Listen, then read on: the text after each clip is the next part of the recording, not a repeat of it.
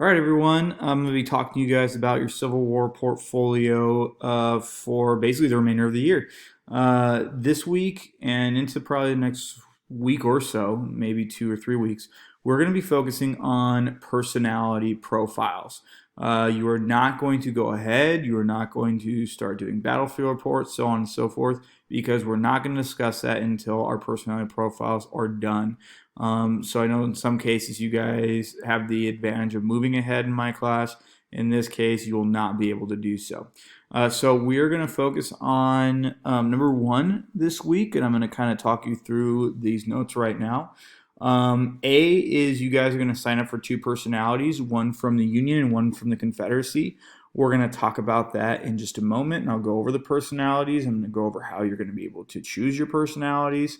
And then B, it says you guys are going to be writing a third person informational piece on your personalities. You cannot use in your in your third person personality piece any personal pronouns I, me, we, or my. You are not writing as if you are the person you are writing about. You are writing as if you are a researcher, a historical researcher. So, and again, we do not want to hear your opinions. We just want to hear facts. So I should not see any personal pronouns in your paper. If I do, I'm going to deduct major points.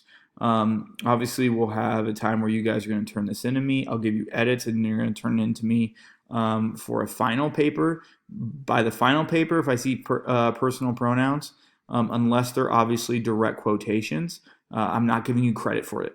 Okay, when you guys go to high school, they are going to automatically assume that you know that when you're writing a research-based paper, that you should not use personal pronouns.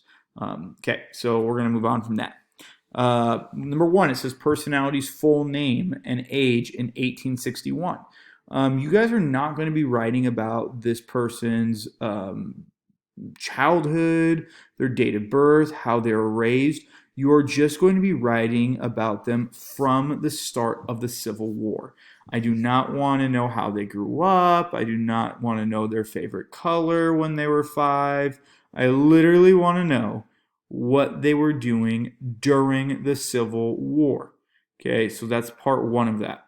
2, it says geographical location at the start of the Civil War. What he or she was doing April 1861 before the Civil War started.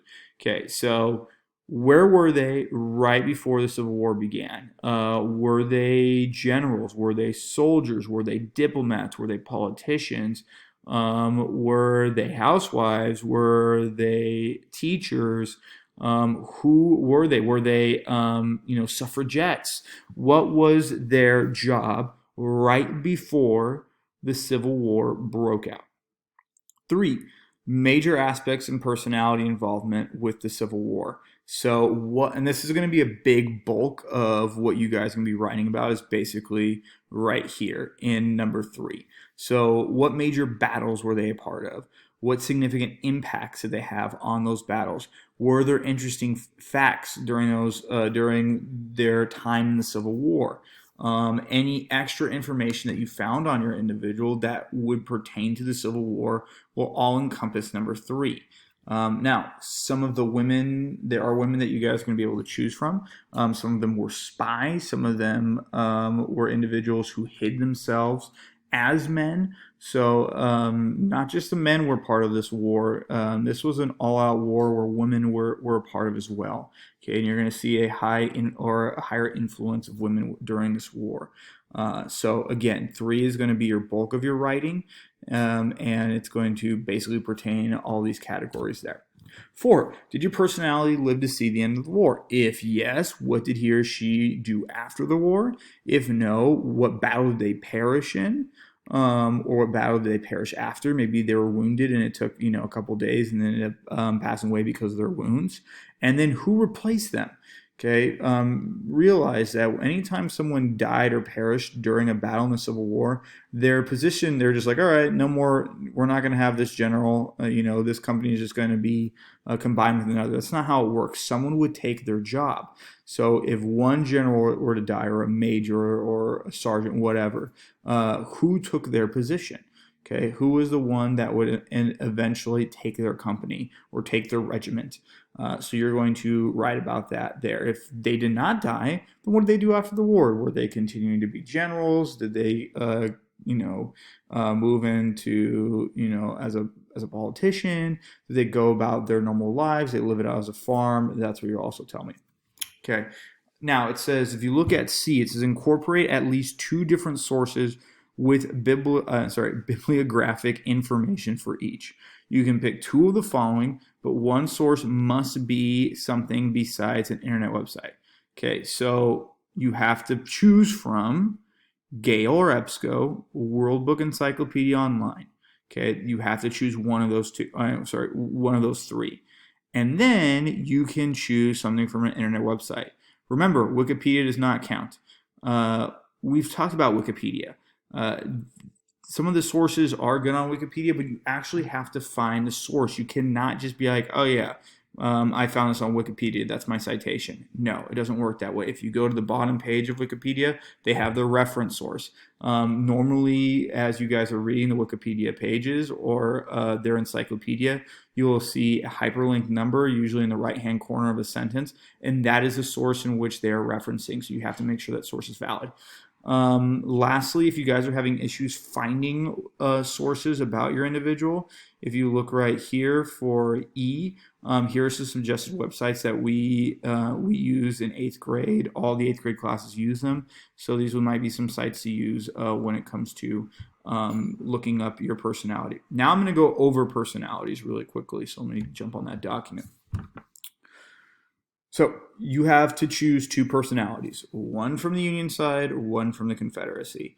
Only two people are able to choose one person to work on. So two people from AM can choose Mary Todd Lincoln, and then once that's done, then AM, unfortunately, no one can choose Mary Todd Lincoln. PM, two people can choose Jefferson Davis, and unfortunately, once two people have chosen Jefferson Davis, then Jefferson Davis is gone for PM. So just giving you guys a heads up. How will you be able to choose your personalities? Great question.